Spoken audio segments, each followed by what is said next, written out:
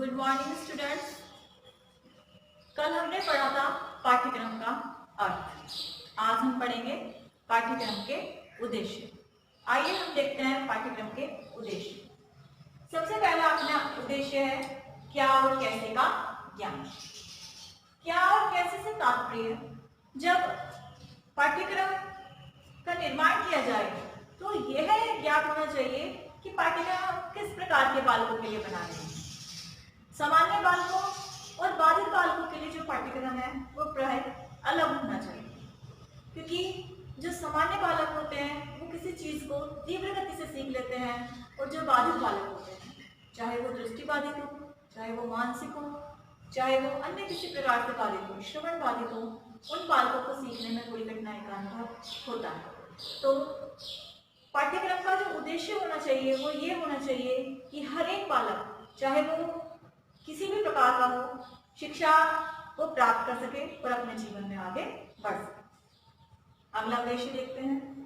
पाठ्यक्रम छात्रों के सर्वांगीण विकास में सहायक। जो पाठ्यक्रम हो वो छात्रों के सर्वांगीण विकास में सहायक। जब हमने पाठ्यक्रम का अर्थ देखा तो हमने पाठ्यक्रम की आधुनिक अवधारणा को जाना, जिसमें हमने जाना कि जो पाठ्यक्रम है उसी अर्थ में लिया जाता है जो कि पाठ्यक्रम छात्रों के सर्वांगीण विकास में सहायक हो। सर्वांगीण विकास से तात्पर्य आप सभी को पता है, परंतु फिर भी बता देती हूँ कि छात्रों का आध्यात्मिक विकास, छात्रों का चारित्रिक विकास, नैतिक विकास, सामाजिक विकास, लोकतांत्रिक विकास, शैक्षिक विकास आदि सभी प्रकार के विकास में हमारा पाठ्यक्रम सहायक होना चाहिए।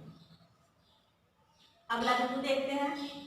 सभ्यता संस्कृति के हस्तांतरण में सहायक। जो हमारा पाठ्यक्रम है वो हमारी सभ्यता और संस्कृति के हस्तांतरण में सहायक हो, यानी हमारे ज्ञान को एक पीढ़ी से दूसरी पीढ़ी में पहुंचाने में सहायक हो।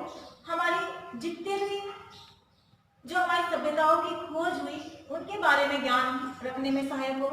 हमारी संस्कृति का ज्ञान अपने अंदर समाहित करने वाला हो, जिससे जो हमारी आने वाली पीढ़ी है उस ज्ञान को पढ़ सके और अपने आगे हस्तांतरित कर सके, जिससे जो हमारे देश के धरोहर है या जो हमारे देश का ज्ञान है वो सभी को पता चलता है। ये पाठ्यक्रम का मुख्य उद्देश्य होना चाहिए।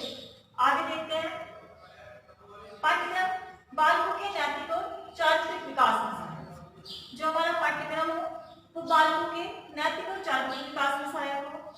बालकों में मिलजुल कर रहने की भावना जागृत करने में सहायक हो। बालकों में सहयोग की भावना जागृत करने में सहायक हो। इसके लिए पाठ्यक्रम में नैतिक शिक्षा को समाहित किया जाए, साथ ही साथ स्काउट्स को, गाइड्स को सम्मिलित किया जाए या विभिन्न प्रकार के खेलकूद को सम्मिलित किया जाए, पर्यावरण शिक्षा को सम्मिलित किया जाए, योग शिक्षा को सम्मिलित किया जाए। स्कूल में विभिन्न प्रकार की ऐसी गतिविधियों का आयोजन किया जाए जिसमें छात्र मिलजुल कर एक दूसरे के साथ कार्य कर सकें, जैसे विभिन्न प्रकार की प्रदर्शनियां, मेले या वाद विवाद इत्यादि। अगला टॉपिक देखते हैं। बालकों की मानसिक शक्तियों के विकास में सहायक। जो पाठ्यक्रम हो उसका जो उद्देश्य हो बालकों की मानसिक शक्तियों के विकास में सहायक। अतः पाठ्यक्रम में कुछ ऐसे विषय वस्तु को भी सम्मिलित किया जाना चाहिए जो छात्रों को तर्क करने, सोचने, समझने, विचार करने, मनन करने आदि के लिए प्रेरित कर सके और छात्रों की मानसिक शक्तियों का विकास हो सके। अगला देखते हैं। पाठ्यक्रम छात्रों में सृजनात्मक शक्ति के विकास में सहायक। सृजनात्मक शक्ति यानी क्रियात्मक कार्यों से होता है। सृजनात्मक शक्ति का तात्पर्य छात्र स्वयं क्रिया कर सकें, नई नई चीजों का निर्माण कर सकें, जो पुरानी चीजें हैं उनमें किस प्रकार से नयापन ला सकें, उसको बोला जाता है रचनात्मक प्रवृत्ति या सृजनात्मक प्रवृत्ति। इसके लिए हम जैसे स्कूल में विभिन्न प्रकार के खिलौने बनवा सकते हैं, विभिन्न प्रकार की अन्य कोई कागज से बनी सामग्री बनवा सकते हैं, या छात्रों से कोई भी हम देखते हैं कि कितनी बार हम घर से बोला जाता है पेंटिंग बना के लाओ, कला का समावेश इसके अंतर्गत हम कर सकते हैं, या नृत्य और संगीत को भी इसके अंतर्गत सम्मिलित किया जा सकता है। अगला देखते हैं। खोज की प्रवृत्ति को बढ़ावा देने में। जिस पाठ्यक्रम खोज की प्रवृत्ति को बढ़ावा देने में सहायक हो, जिससे तात्पर्य हम नए नए अनुभवों को खोज सकें, प्रयोगात्मक विधि से अपना काम करें। आपने देखा होगा कि जो आजकल का पाठ्यक्रम है, छोटी ही कक्षाओं में उसमें एक्टिविटीज दी जाती है स्वयं करो। इस स्वयं करो से तात्पर्य क्या है कि छात्र स्वयं खोज सके, क्योंकि स्वयं प्राप्त किया हुआ ज्ञान क्या होता है, हमेशा स्थायी होता है और हम उसे कभी भी नहीं भूलते। अगला बिंदु देखते हैं, बालकों को भावी जीवन के लिए तैयार करना। पाठ्यक्रम छात्रों को रोजगार प्रदान कराने वाला, छात्रों को भावी जीवन में आने वाली समस्याओं का समाधान करने में सहायता प्रदान कराने वाला। ऐसा ना हो कि जो पाठ्यक्रम हो जिसे हमने सिर्फ रट लिया और खत्म हो गया, जबकि पाठ्यक्रम ऐसा हो जो हमें व्यवहारिक ज्ञान प्रदान करता है।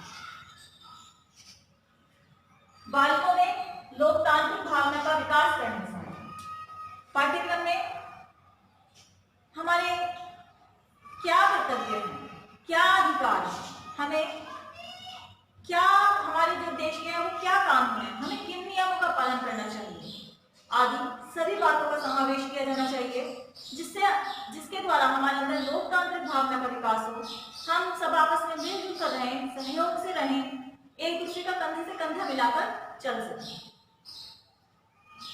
बालकों की व्यक्तिगत विविधताओं को स्थान, पाठ्यक्रम में बालकों की व्यक्तिगत विविधताओं को स्थान दिया जाए, क्योंकि हम सभी जानते हैं जब एक क्लास में अंतर्गत बैठते हैं हम और पढ़ते हैं तो एक क्लास के सभी बच्चे एक जैसी समान बुद्धि के नहीं होते। तो पाठ्यक्रम बनाते समय बालकों की व्यक्तिगत विभिन्नताओं का ध्यान रखना चाहिए। उस पाठ्यक्रम में या उस पुस्तक में कुछ ऐसे चैप्टर हो जो सभी बुद्धि लब्धि के छात्रों के लिए हो, कुछ सामान्य बुद्धि वाले बालक भी उसको पढ़ सके और मंद बुद्धि वाले भी और तीव्र बुद्धि वाले भी, और कुछ ऐसे चैप्टर हो कि जो सिर्फ तीव्र बुद्धि वाले ही जिनका आंसर दे सकते हैं। क्योंकि आप सभी ने देखा होगा या सुना भी होगा, जब एक प्रश्न पत्र का निर्माण किया जाता है तो वो इन 3 बिंदुओं को ध्यान में ही रखकर किया जाता है, क्योंकि हम 3 बिंदुओं के माध्यम से ही अपनी कक्षा में ये देख सकते हैं कि तीव्र बुद्धि का बालक कौन सा है, सामान्य बुद्धि का बालक कौन सा है और मंद बुद्धि वाले बालक कौन से हैं। बालकों की रुचि और योग्यताओं को स्थान, पाठ्यक्रम में बालकों की रुचि और योग्यताओं को स्थान दिया जाना चाहिए, क्योंकि यदि हम क्लास में लगातार पढ़ाते रहेंगे तो कक्षा का वातावरण नीरस हो जाएगा। तो पाठ्यक्रम में कुछ ऐसी गतिविधियों को भी स्थान दिया जाए जिससे कि कक्षा का वातावरण रोचक हो, जैसे भ्रमण को स्थान, कला को स्थान, संगीत को स्थान, खेलकूद को स्थान आदि। तो आज हमने पाठ्यक्रम के उद्देश्य पढ़े, कल हम पाठ्यक्रम के क्षेत्र के बारे में अध्ययन करेंगे और इसके साथ साथ दूसरे टॉपिकों पर भी चर्चा करेंगे।